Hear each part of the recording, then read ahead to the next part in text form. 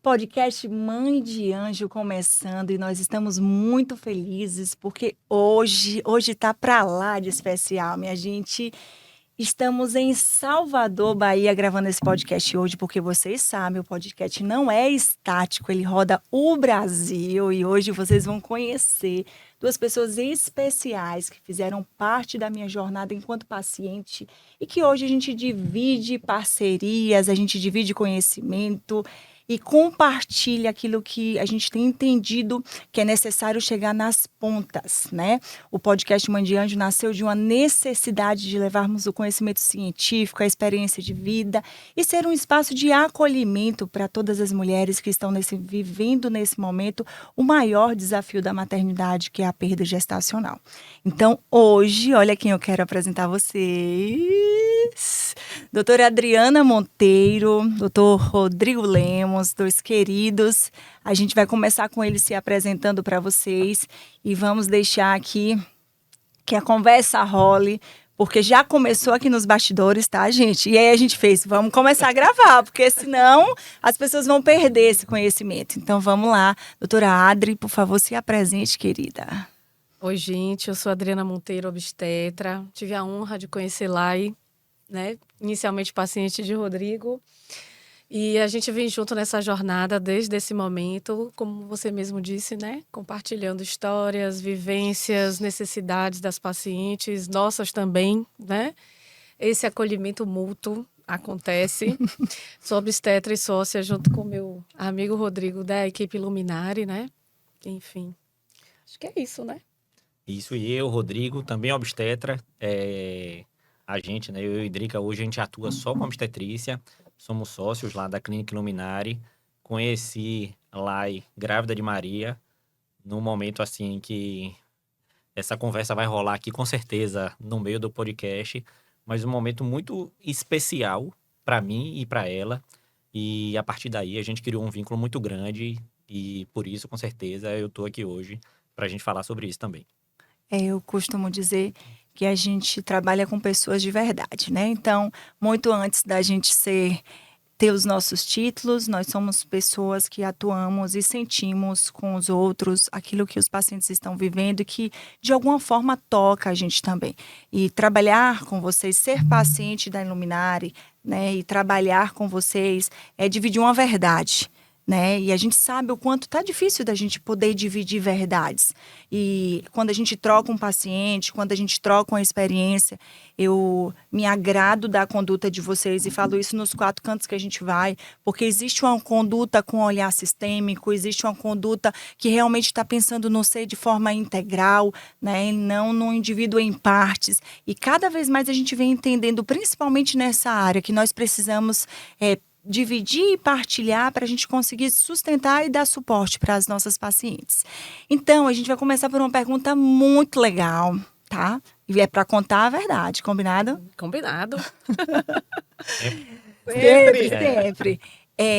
A gente vai começar pelas experiências de vocês dentro da perda gestacional e neonatal. Então, eu queria trazer a experiência que mais trouxe para vocês um olhar que, a partir daquela experiência que a gente viveu, modificou a minha conduta enquanto profissional. E, de fato, eu me tornei um outro profissional, porque aquela conduta me marcou, Laís. E aí, gente? Dentro desse âmbito da perda gestacional e neonatal. Eu vou começar com as minhas experiências na residência mesmo, né? Viemos da mesma residência e lá a gente começou a fazer a implantação da rede cegonha, da humanização, etc. Foi na nossa época. E me chocava muito a forma como eram tratados as mães e os bebês que tinham perdas gestacionais, sejam abortamentos, né? Sejam partos de bebês sem vida. E aquilo me chocava muito porque aquelas mulheres não eram vistas, elas não eram sentidas, né? Elas não eram acolhidas. Então, assim, elas ficavam no meio das outras mulheres parindo. Então, era um pré-parto, ou seja, eram várias camas, umas do ladinho da outra. Aqui tinha uma mulher gemendo de dor parindo e aqui tinha uma mulher gemendo de dor perdendo um bebê. Aí, junto com outra mulher que estava com câncer de colo de útero, era tudo meio misturado. E aí a gente já achava aquilo meio estranho. Às vezes não se tinha um cuidado de separar essa mulher numa ala que não tivesse choro de neném.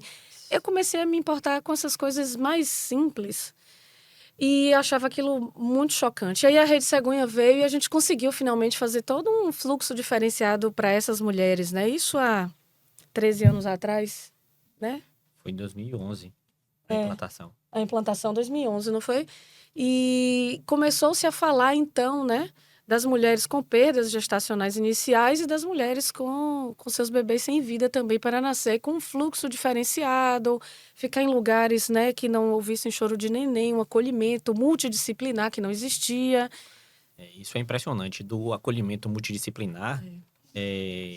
Só foi, eu não sei se tinha sido pensado nisso antes, mas uma maternidade de alto risco, onde era referência de bebê mal formado na Bahia, e não se tinha, no centro obstétrico, uma psicóloga. Uau. É um negócio impressionante, sabe? Agora E aí- a gente ainda não tem, né, amigos? Muitos lugares a gente vê que não tem no centro obstétrico uma psicóloga. Cresceu, mas a avançamos. Mas no SUS tem. A Se você introdução da chamar, rede vem. cegonha É, trouxe para o centro obstétrico a psicóloga e a assistente Perfeito. social. exato. Bastava que a gente chamasse. Essa pessoa existia a Perfeito. partir desse momento, sabe? É. E antes não existia, sendo que é um hospital de maternidade de alto risco e referência de malformação na Bahia. Então, tipo assim, perdas gestacionais, bebês que nasciam e morriam, era uma coisa corriqueira lá no hospital, sabe? Exatamente. E não existia essa pessoa. Então, essa mulher não tinha suporte nenhum, Não. além do que ela tinha ali, né? Do seu Do- próprio suporte pessoal. Isso, Porque a gente foi do tempo em que as mulheres entravam sem acompanhantes. exatamente. Antes da introdução da rede cegonha, Sim, a mulher entrava sim. sozinha. Sozinha. E ela tinha que lidar com a vida, com a morte, com a dor, com tudo, Sozinha. sozinha. E olha que interessante, né? Vocês passam por esses espaços e vocês se tornam hoje, para mim, uma referência em humanização dentro da Bahia, né? Como profissionais, como conduta. Então, a gente precisava passar por esses espaços para que a gente entendesse, né, enquanto profissional, o lugar que a gente queria chegar hoje para que vocês se tornassem, né, os profissionais que são hoje. Então, esses espaços nos trouxeram para aqui nesse lugar de experiência, né? Agora, quando você fala, Digo e Adri, sobre a assistência nesses espaços, e aí a gente está hoje muito mais no particular, né? Hoje nossa atuação é particular, e a gente vê que no particular ainda existe uma janela aqui, uma lacuna enorme aberta nessa assistência. Então, falando em assistência ao parto, assistência a essa mulher nessa travessia de parto, por exemplo, né, e ampliando um pouco o nosso olhar, o que é que vocês percebem na atuação de vocês que a gente ainda precisa avançar? Como você falou, no SUS, Drica falou aqui, né? No SUS existe essa psicóloga que você pode chamar para fazer essa escuta dessa mulher que teve uma perda ou que teve algum outro problema, né? E, como a gente estava conversando, na rede particular, pelo menos em alguns grandes hospitais, não se tem ainda, né? A gente até... A gente chama vocês da nossa equipe, né? a Que a gente gente até- lhe considera, apesar da Sim. distância geográfica, mas a gente coloca, né, para essas mulheres A na gente nossa até tentou, equipe. né? Lembra num Sim, grande hospital daqui de tentamos. Salvador e não foi para frente, né? Sim. Na verdade, os hospitais, as maternidades particulares, eu vou falar aqui por Salvador, não posso falar pelo país inteiro, mas eles têm psicólogos para os pacientes que estão nas UTIs. Então, UTI neonatal, UTI adulto, né? Então, existem esses psicólogos lá. Mas quando as coisas acontecem no alojamento conjunto, como a gente chama, né? Que é complexo, porque você está levando para alojamento conjunto, ou seja, mãe e bebê, com vida ou sem vida, você não tem ali ninguém para dar suporte a essa mulher. A maioria das vezes nós chamamos a nossa equipe mesmo, a equipe da clínica, e diz assim, como várias vezes já liguei, pelo amor de Deus, atenda essa paciente, mesmo que seja online, porque ela precisa de um suporte nesse momento, ela precisa conversar, ela precisa elaborar, para ela viver o que ela vai passar aqui essas próximas horas ou dias, né? Então, a gente não continua sem isso aí. Então, as experiências que você teve a partir da residência, É. né, te leva para esse lugar. E Digo, compartilha com a gente a tua experiência dentro da perda gestacional, alguma conduta que te marca? Lá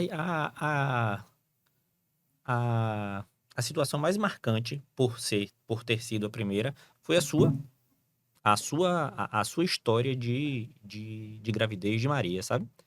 Porque na residência a gente viveu muito, só que a vinculação que a gente tinha com as pacientes lá é completamente diferente do que a gente teve em consultório. Tipo assim, eu conheço muito você, Pablo, sua família, e viver com você a sua gravidez, a gente conversou isso, né, no consultório, e eu ficava pensando como era pra você sentir mexer, sabendo que no pós ela não ia estar com a gente ali, sabe? Ou ia estar por muito pouco tempo.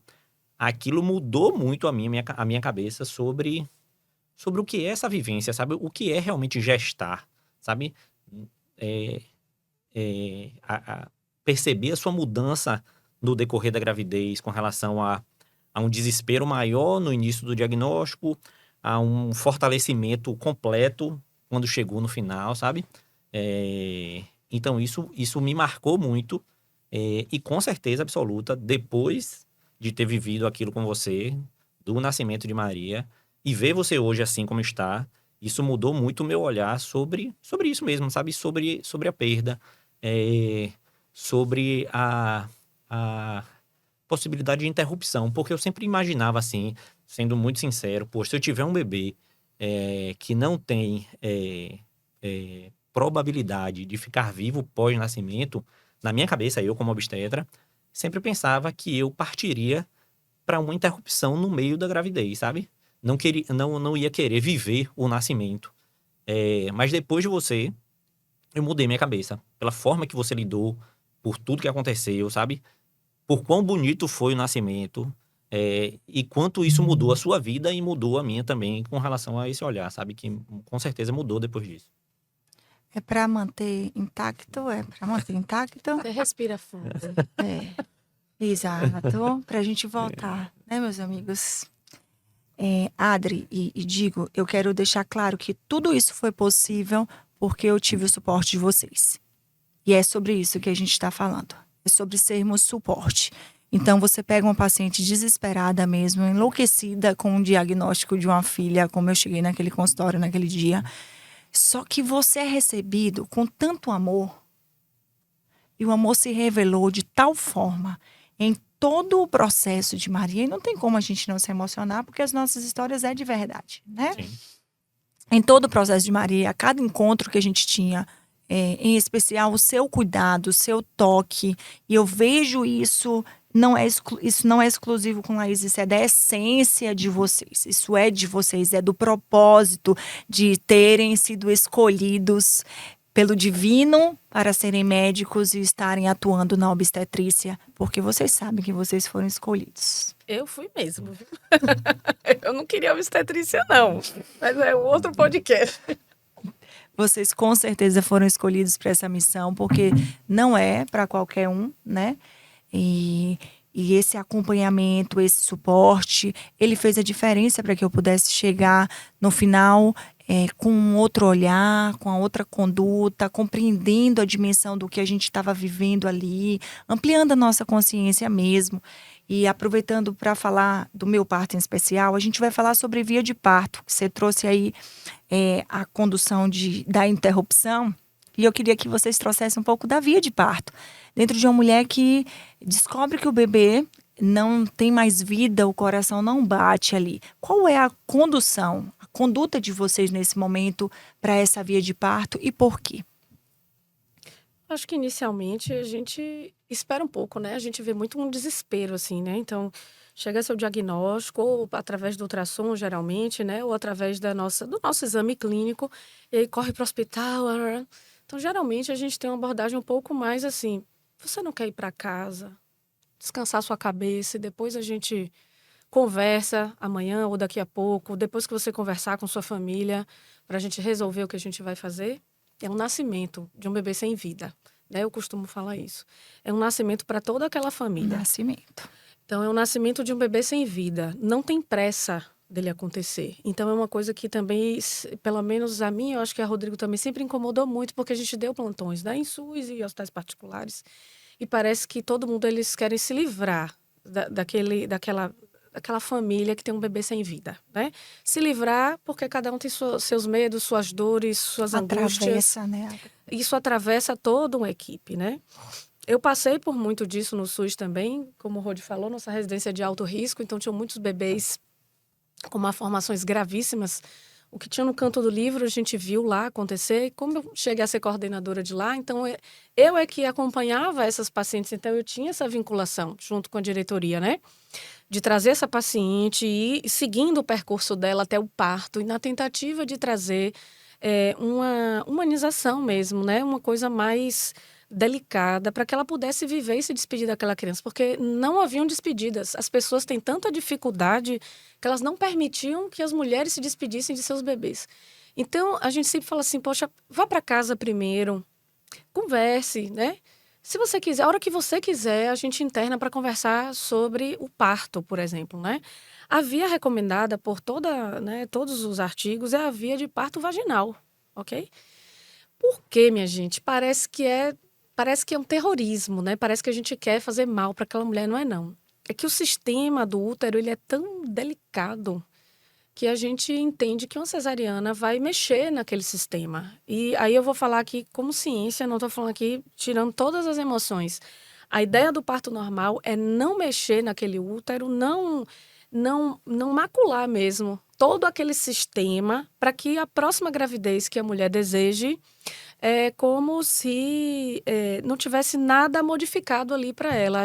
A cesárea, ela traz a longo prazo alguns problemas, né? Nas implantações dos próximos bebês, trazem alguns riscos. Então, a gente vai pela via de parto normal, geralmente induzido, e a gente pode usar analgesia, a gente pode usar métodos não farmacológicos de alívio da dor, a gente vai usar tudo o que a gente puder para trazer conforto para aquela mulher, mas para a gente não danificar mesmo o útero, o ovário e tudo isso, né? Então, estou falando aqui do ponto de vista técnico-científico. Então, sempre que uma mulher chegar num plantão ou com seus médicos, a gente sempre vai orientar a via de parto vaginal. Isso.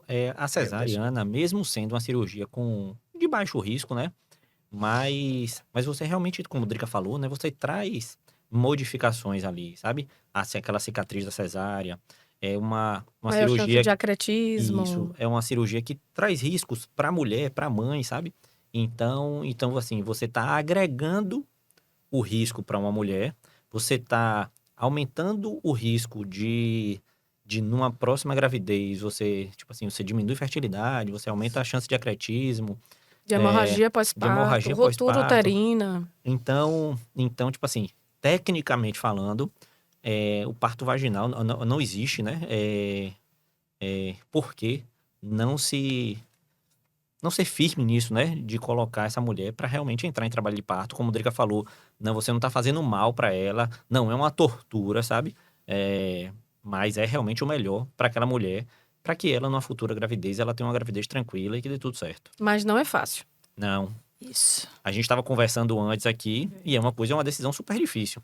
Porque com certeza, né? Eu não passei por isso, mas pensando como se tivesse passado, quando isso acontece com você, o que você quer é realmente mudar a página, sabe? E o mais rápido possível, porque eu acho que o desespero deve ser enorme. Então assim, como a cesariana é uma coisa mais rápida, né, de acontecer, mais rápida do que viver um trabalho de parto, e na cabeça de todo mundo, menos dolorosa, né?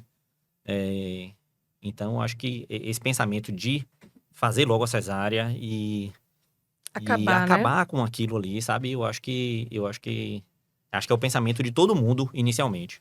Mas aí eu trago também um pouquinho dos aspectos do feminino, né? O feminino traz a questão do parir, mesmo um filho sem vida, porque a gente precisa do processo para entender o que está acontecendo, né? A gente vive numa sociedade muito fast, né? Muito tudo rápido, Isso. tudo tem que ser ligeiro, as resoluções das coisas, parece que a gente vai morrer amanhã, né? Não, gente, a gente vive 82 anos, segundo o IBGE. Então, tem tempo. E eu acho que justamente tentar bloquear essas emoções não é o melhor caminho, porque você deixa, então, de viver aquilo, de ressignificar. Olha, a Sociedade Brasileira de Psiquiatria já pediu que nós, médicos, não mediquemos o luto. Isso. Ok, gente? pede que, assim, não dope a pessoa em luto. Então, muitas vezes, a gente já viu mulheres passando por óbitos fetais sendo sedadas durante a cesárea, ou seja, para ela nem ver a criança, ou seja, ela não consegue nem se despedir da criança. Não é feito isso na pior das intenções, não, gente. É porque é difícil numa arte, né? Que eu digo da arte médica, a arte obstétrica, é a que sempre lida com a vida, com a alegria, com o festejo, de repente lidar com a morte, né? É difícil para todo mundo que está ali deixar aquela mãe abraçar, vê-la chorar, se desesperar, se jogar no chão, perguntar por que, meu Deus. É difícil para todos nós que estamos assistindo ali. Tem que ter um coração de aço, mas ao mesmo tempo mole feito níquel, né?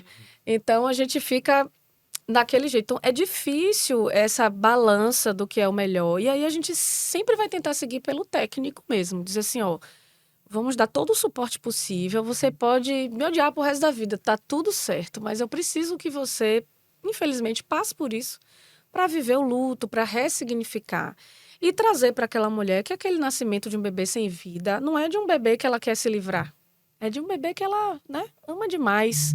E que ela queria ter o prazer de abraçar, de beijar, de vestir, de ter registro, de tirar foto, de botar no peito, né? Enfim, de ficar ali 1, 2, 3 horas, de ver de novo antes de ir embora, né? Então, eu trago esse lado do feminino, do maternar mesmo, de que não é para se livrar, certo? Apesar de ser a ideia da maioria da sociedade assim, mas vamos fazer, principalmente da família, né? Mas vamos obrigar a parir normal? Não, a gente não obriga ninguém a nada. A gente está fazendo um aconselhamento técnico e tentando dar ali suporte para que aquela família viva aquele luto, porque não tem o que fazer, minha gente. Tem coisas que têm que ser vividas, né? O que de pior tinha que acontecer, já aconteceu. Já aconteceu.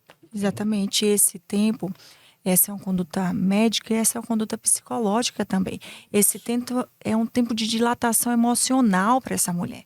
Não se toma nenhuma decisão quando nós estamos em crise. Isso. Então a gente espera esse tempo passar, elaborar, porque ele é necessário para a travessia que vai ser dada de alguma forma. Essa mulher vai precisar atravessar, né? Então isso é importante a gente trazer que essa é uma conduta, inclusive, de boas práticas para a elaboração desse luto. Os casos mais de alta complexidade que eu tenho no luto são de mulheres, Adri, que estavam sedadas na hora do parto. Exatamente, porque elas não conseguem finalizar o ciclo para ressignificar e começar outro. Ela vai viver eternamente naquela saudade e na tentativa de substituição daquela dor por um outro filho, mas um filho não substitui o outro, né? Exato.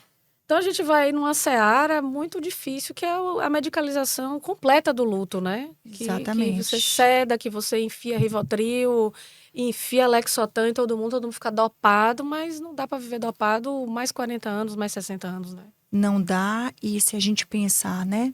Esse dia não volta. Exato. Esse dia não volta. Uma coisa, Rodrigo, sobre, por exemplo, a minha experiência com Maria, e que hoje eu trabalho com todas as minhas pacientes, tirem fotos, registrem. Se não tiver condição de fazer nada, o celular da médica, o celular da enfermeira vai ser o celular possível para esse momento. Mas se tiver condições de fazer um investimento, faça a foto do filho que está se despedindo, sim, do filho que está morrendo, porque são as últimas imagens. A gente vai usar aquele recurso como um recurso de elaboração do luto, inclusive depois. A gente está com uma paciente juntas que ela disse assim para mim, lá, e não tenho condições de fazer foto. Eu fiz, tem. Não é prioridade. Claro. Só que agora você precisa entender que essa foto é prioridade. Todas as outras coisas você não está dando conta. Entenda que essa foto é prioridade porque vai ser o recurso que a gente vai trabalhar, porque os meninos iam precisar de NEL, ia precisar de tempo lá, mas seu... E aí, as fotos vão te preencher na hora que você estiver em casa sem os meninos. Exatamente. E aí, a primeira coisa, visita pós-parto que eu fiz, o que foi que ela disse? Eu quero te agradecer. Porque você exigiu que eu tirasse as fotos. E no de Maria, eu não tive forças para tirar a foto. Não tive forças. Porque a gente fica sem força para tantas decisões difíceis. É difícil decidir prosseguir com a gestação, é difícil decidir a via de parto, é tudo muito difícil dentro de uma circunstância como essa. Então, eu não tive forças para dizer assim, Carlinha, eu quero você no meu parto. E ela me mandava a mensagem, viu, Adri? Olha, eu estou disponível, olha só. Mas eu não tive mais forças para isso aqui. Então, se tem algo que eu gostaria de deixar, incentivem as suas pacientes a fotografar. Vou te contar uma dessa daí. Né? Porque a gente sabe o quanto isso é importante. Pode falar. Eu tive uma paciente que, enfim, uma gestação de alto risco, foi uma fertilização in vitro e vieram gêmeos, uma menina e um menino. Ela deve assistir esse podcast, foi uma coisa que tocou muito a gente. E ela ficou internada, um longo internamento, e aí um dos bebês faleceu, e aí a gente fez a cesárea para salvar o outro bebê, né? E aí nasceu um sem vida e nasceu outro com vida. Ela ficou assim, meu Deus, eu não sei o que pensar, né? Eu falei assim, não pense em nada, não. Você me permite fazer, né, umas fotos? É um dos meus hobbies, né, fotografar. Acho que todo mundo já sabe. Você me permite fazer umas fotos do seu bebê que vai para a UTI Neo e do seu bebê que vai ficar aqui com você na sala? Porque o bebê sem vida ia ficar com ela na sala, né? Ela, não, eu não quero, não. Aí eu falei assim, vamos fazer o seguinte? Eu faço. E se você não quiser, eu não lhe passo. Aí um dia, se você quiser, eu lhe passo tudo.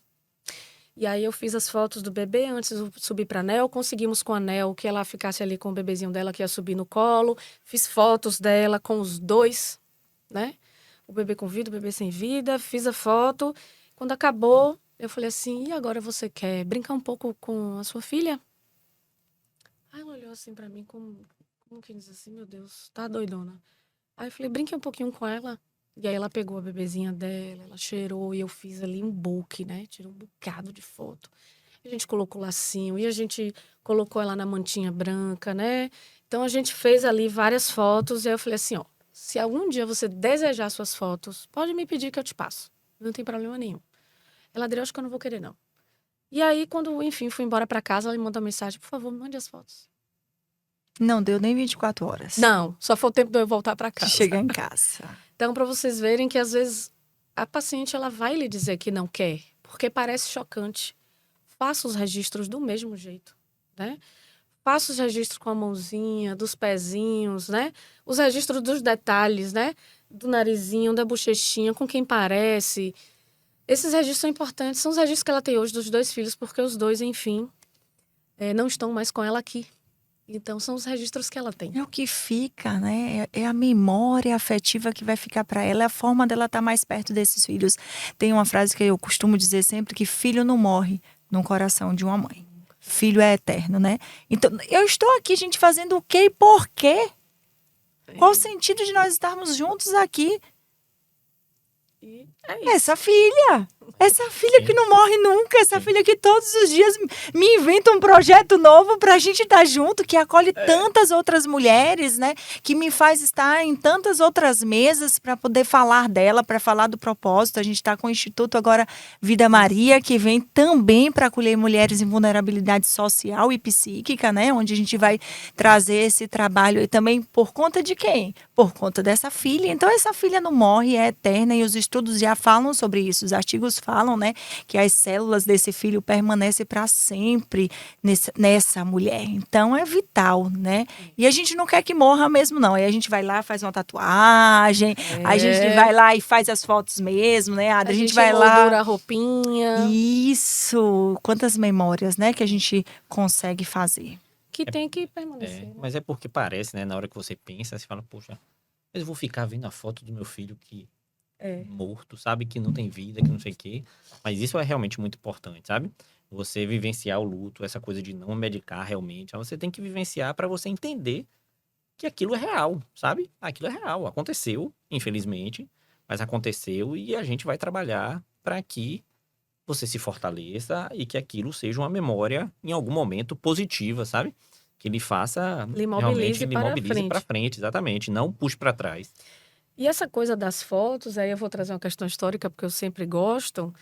Isso não é novidade nem moda de agora, não. Na era vitoriana, era comum tirar foto dos mortos. Então, eles morriam, eram vestidos, e a família inteira fotografava, principalmente os bebês, certo? Que era para poder eternizar aquela memória que aquela pessoa fazia parte daquela família. Isso era muito comum na era vitoriana, tem diversos registros, e principalmente de crianças, né?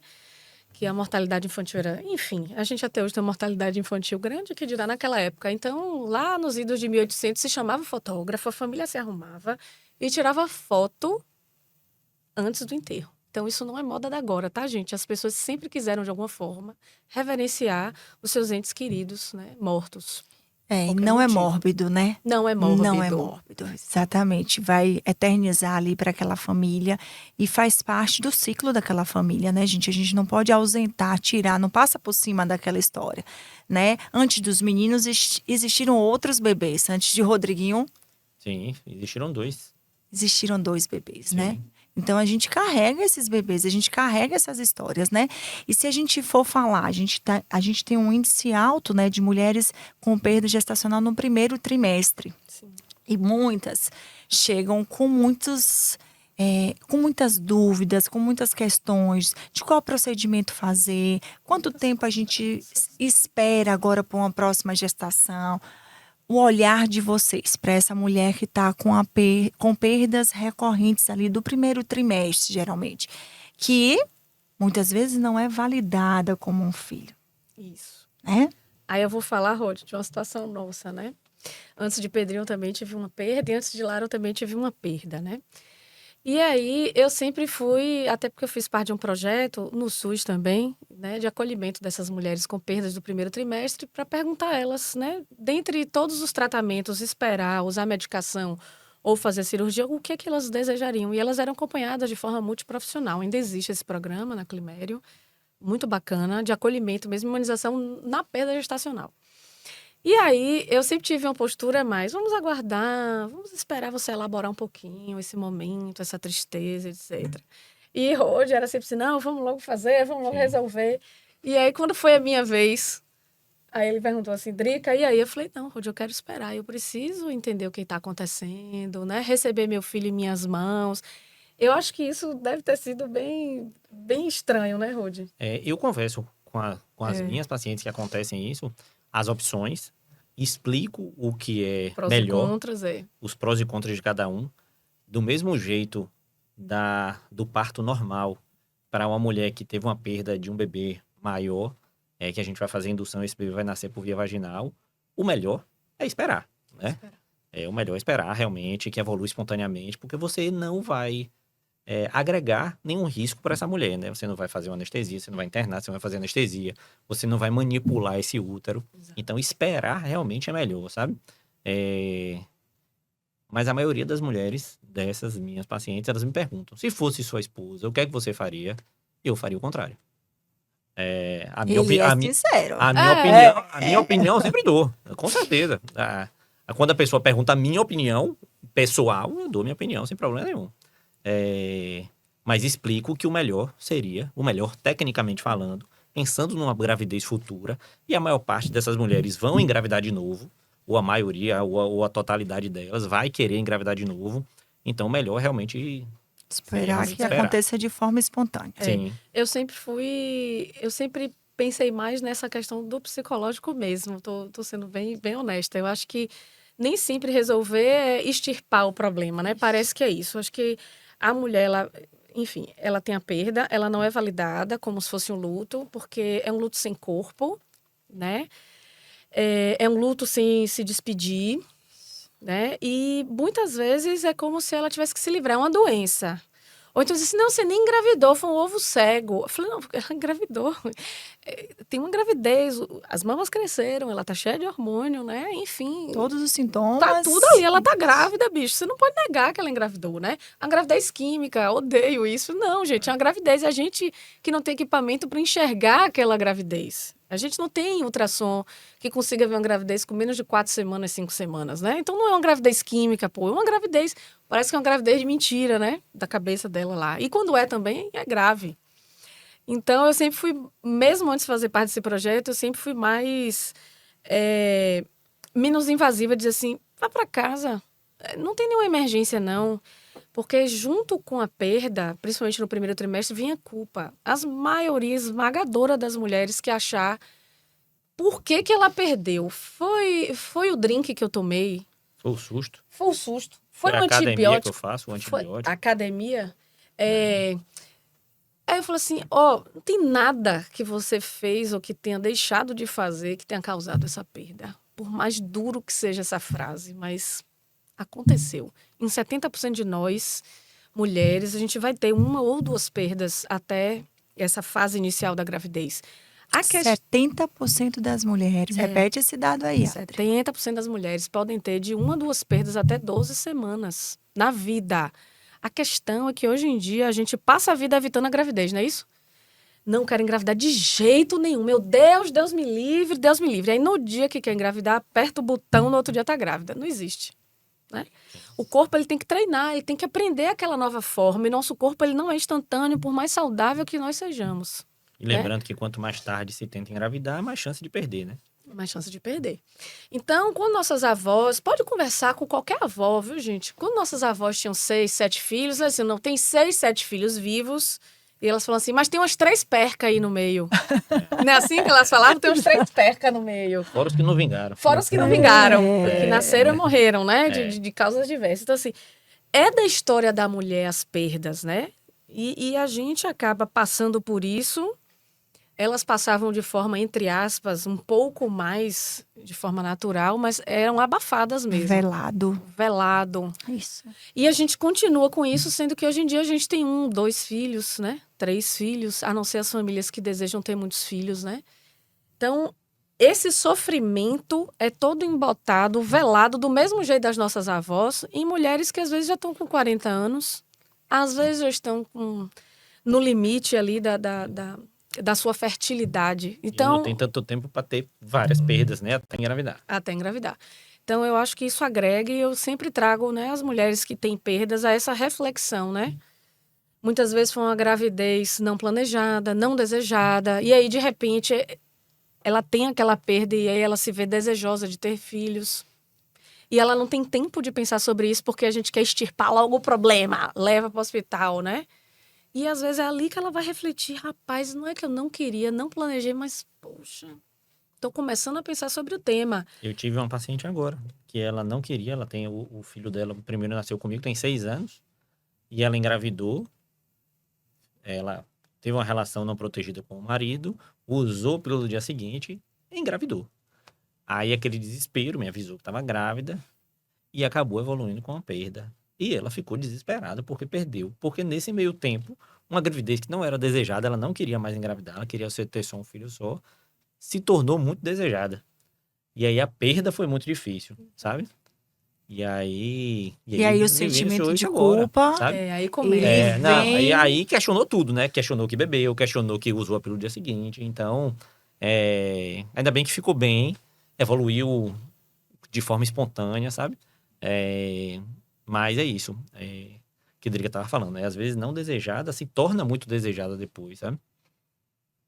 E ter esse tempo de se despedir mesmo, tá? Sim. Foi importante para mim me despedir dos meus bebês, né?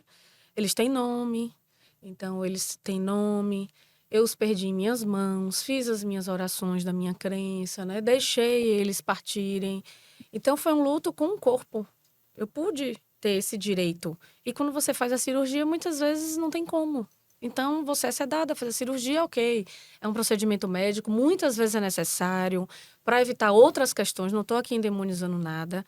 Mas é só que eu acho que a gente tem que trazer as mulheres também para esse lugar de reflexão. A gente vive uma vida muito automática, no qual a gente nega a vida inteira a gestação, porque a gente precisa ser competitiva para o mercado de trabalho. Então, a gente não pode menstruar, a gente não pode gestar, porque a gente vai perder o trabalho, vai perder a promoção. A gente não pode expressar a nossa ciclicidade, né? A mulher ela é cíclica.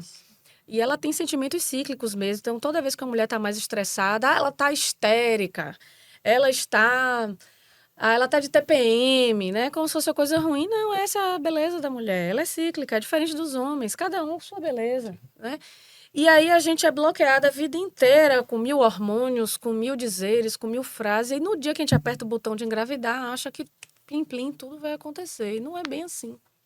Então, eu acho que esse momento da perda é mais também uma reflexão para a vida mais slow motion, né? Para a gente rever que ritmo de vida é esse, o que a gente está fazendo com a nossa vida, As nossas escolhas, né, com as Adri? nossas Para onde escolhas. essas escolhas estão nos levando enquanto mulheres e aonde a gente quer chegar, Exato. né? Porque quando a gente está falando de um cenário obstétrico, né, a gente está falando de um cenário de um ciclo da vida da mulher que ela vai atravessar em algum momento da vida, bate ali na porta e em que momento eu estou olhando para esse lugar? Porque não é uma mágica, a gente sabe disso e a gente está exatamente trazendo esse olhar aqui. 70% das mulheres em algum momento vão viver, né? Então, olhar para esse lugar e dizer assim: Você não está passando por isso sozinha. Tem muitas outras mulheres vivendo isso.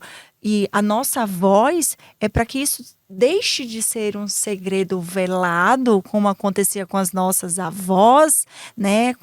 Com as mulheres da nossa ancestralidade, e ela não era validada, e ela não tinha um acolhimento, e o luto era passado por cima, e agora a gente está dizendo o seguinte: é real, existe, a condição é essa, mas Dói, é dói, e sofrido. como dói, mas tem um suporte aqui diferenciado para você hoje, tem uma conduta de um melhor acolhimento para você hoje, tem uma via de parto que talvez não seja a melhor no tempo, mas de forma consciente e técnica, psíquica e física, é a melhor condução para você nesse momento, né? Então, eu acredito que a gente tem cada vez mais ampliado mesmo como equipe para dar suporte para essas mulheres, para dizer para elas que elas não estão sozinhas, né?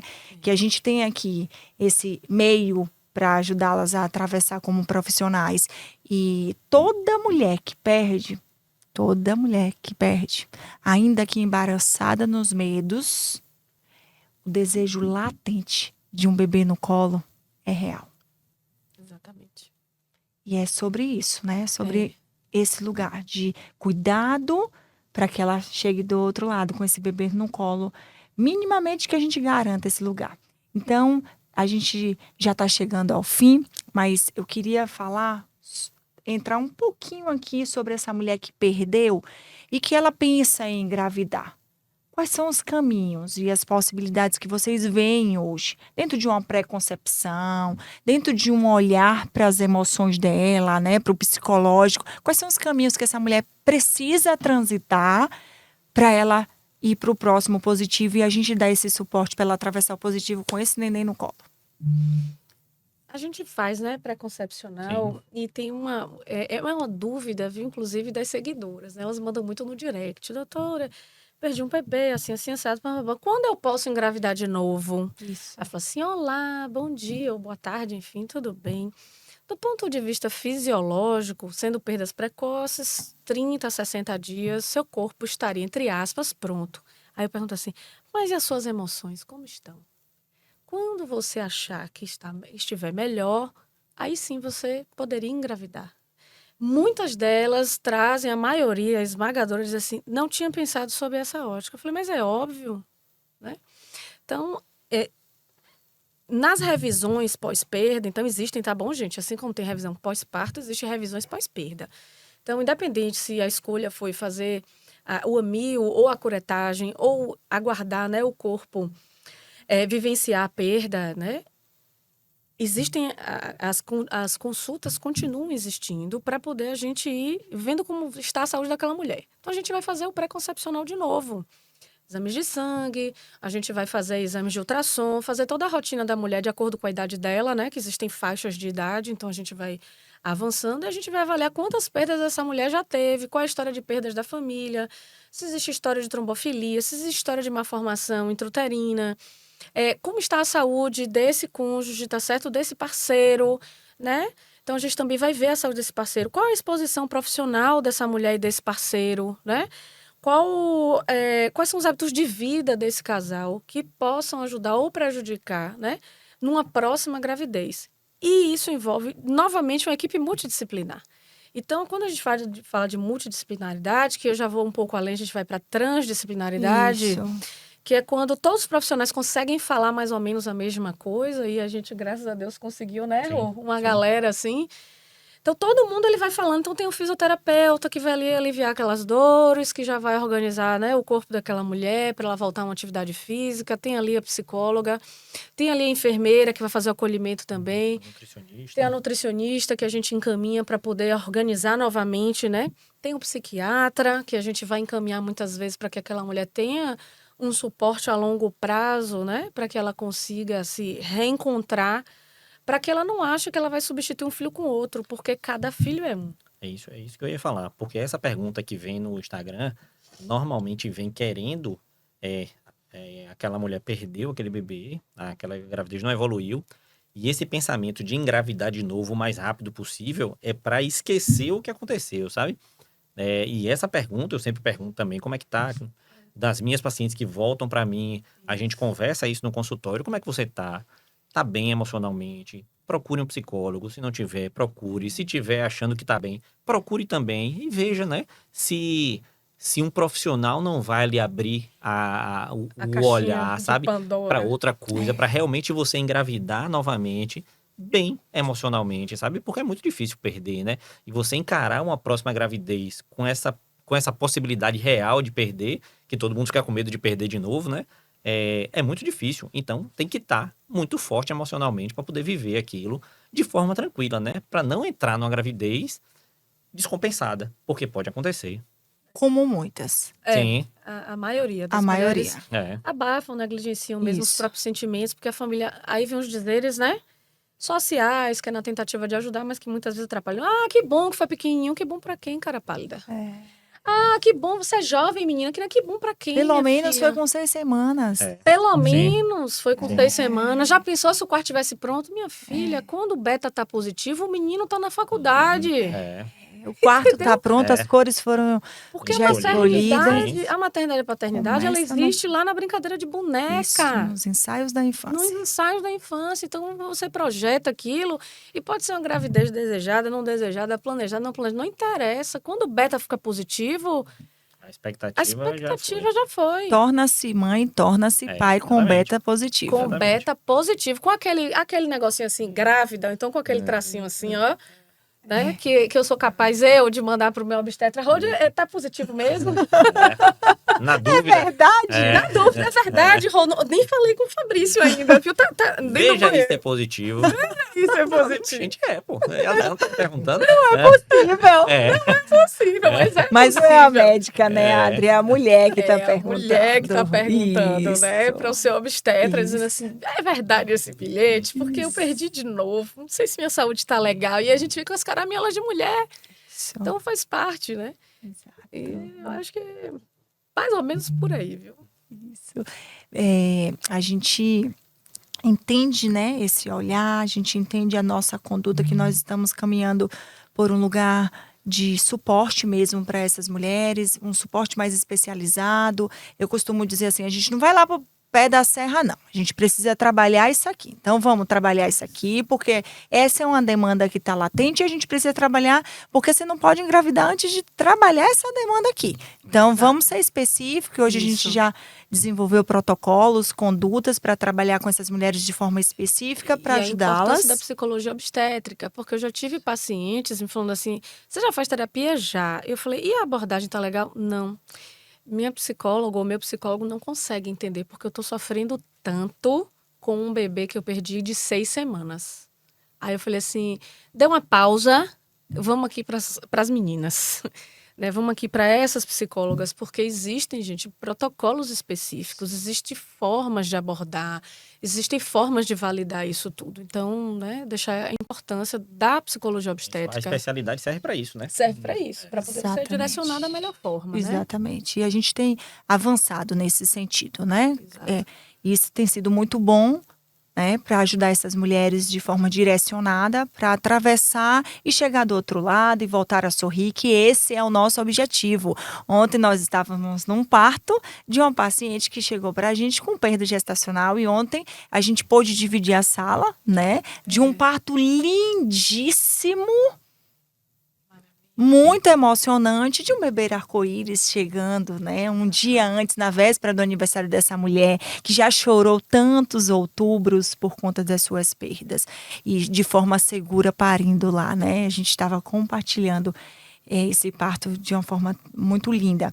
E o que dizer para essa mulher que está atravessando, que gostaria de voltar a sonhar, que precisa se sentir minimamente segura para voltar a sonhar? Qual é a voz do obstetra que essa mulher precisa ouvir nesse momento, Rodrigo Eu acho que o Lemos? principal é você procurar alguém para lhe ajudar, né? Eu acho que as equipes multidisciplinares estão aí para isso. A gente trabalha assim, né? A gente trabalha em conjunto. Então, essa mulher que perdeu, ela sabe, e o seu projeto vai dar esse direcionamento, sabe? É realmente um lugar, como a gente conversou aqui, né? Fora da gravação ainda. É um espaço para essa mulher saber que ela não está sozinha. Então, a perda gestacional, como o Drica falou, vai acontecer com a maioria das mulheres. Então, ela tem que procurar, ela tem um espaço para ela contar os medos, para ela ser acolhida, para ela ser direcionada de forma técnica, sabe? Como o Drica falou, a gente tem que ver essa mulher como um todo, né? Ela perdeu um, ela perdeu dois, ela perdeu três, ela é obesa, ela tem algum problema de saúde. E daí a gente ir direcionando, como a gente estava conversando de uma paciente aqui, tá fazendo pré-concepcional comigo, tá em protocolo de FIV, mas estava com sobrepeso, hipertensa, tá indo para o cardiologista. Então, é tudo isso, né? E ela tem esse espaço. Ela encontra pessoas que partilham de um mesmo pensamento, de dar um acolhimento de forma integral para essa mulher e dar um direcionamento técnico e que com certeza ela vai conseguir ter o filho dela saudável nos braços em algum momento. Minha amiga. Palavra do obstetra. Se não souber dizer nada, nada diga. Só acolha. É uma coisa que eu falo muito para os profissionais, porque as perdas em qualquer idade gestacional trazem, principalmente para as mulheres, a maioria das maternidades são mais mulheres, né? E para os homens também, a sua própria dor. Muitas vezes vê uma mulher gritando ou usando um remédio porque está ali tentando, né, fazer nascer aquele bebê sem vida, traz também as dores da maioria das mulheres, já que 70% de nós podemos ter tido uma perda na vida, né? Podemos ter essa perda. Então, se nada souber dizer, dê um abraço, Seja colo. seja colo, ouça aquela mulher, guarde, né, aquele seu momento ali.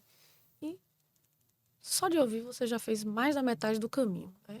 Então, eu gosto muito de trazer isso, porque, enfim, eu e Rodi, a gente trabalha muito parecido, acho que por isso que, né, chefinho? 10 anos nessa estrada.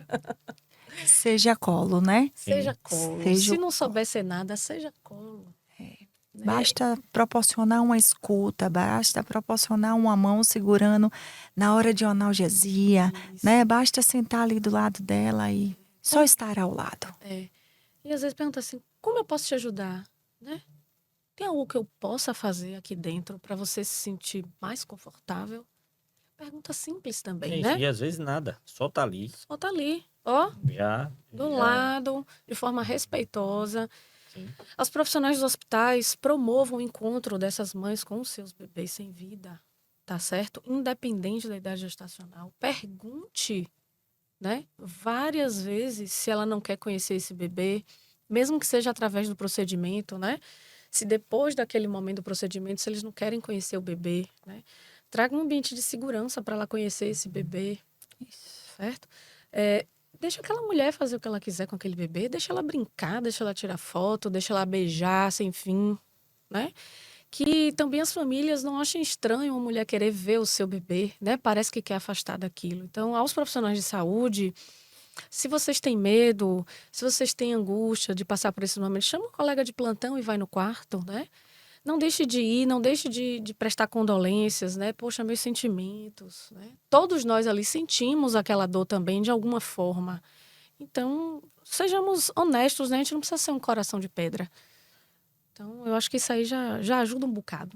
Ao tocar uma alma humana, seja pena outra alma humana, né? A gente pode conhecer todas as teorias, todas as abordagens, mas se não tivermos ali ao lado inteiros enquanto ser, é melhor silenciar, né, Adri? É melhor se ausentar. E tá tudo bem você Tá não tudo conseguir dar conta Isso. de dizer assim, vem cá, colega, que tá muito desafiador entrar nesse quarto aqui. É. Não dou conta de entrar sozinho. Entre você, tá tudo bem. Tá tudo bem. Reconhecer também que nós, profissionais, vamos ser atravessados, Exato. né? Importante compreendermos a dimensão desses lugares que a gente atravessa. Às vezes é um dia que a gente não está bem, que a gente está atravessando também perdas dentro das nossas casas. E está tudo bem a gente dizer não, que a gente não dá conta. A gente é de verdade. A gente é de A verdade. gente é de verdade. É de carne e osso. Queridos, para mim é sempre um prazer estar com vocês, partilharmos e dividir os primeiros convidados técnicos desse podcast, Mãe de Anjo, Rodrigo Lemos e Adriana Monteiro, 2 profissionais que eu admiro, né, que eu partilho hoje dessas salas e amo ver vocês fazendo assistência, fazendo acontecer.